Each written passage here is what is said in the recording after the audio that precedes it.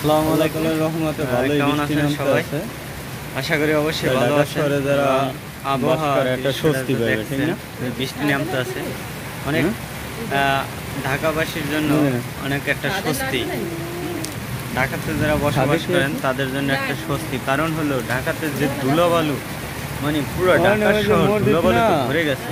মানে মোড় দিত কোথাও ওই যাওয়া যায় না, জায়গাটা। হাঁটা যায় না। মানে বাতাসে যে ধুলোবালুটা ছুটে যায়, আসলে ওই না মোড় সবচেয়ে স্বাস্থ্যের জন্য ক্ষতিকর ভালোই এটাই। বৃষ্টি নামে। মানে ধুলোবালুতে একদম খারাপ বানায় ফেলে বন্যা ঢাকা হইতে শহর। আছে।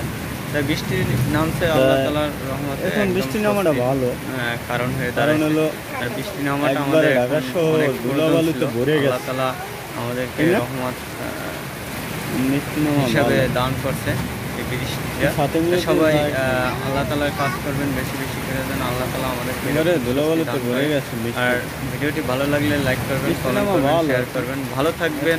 আসসালামু আলাইকুম।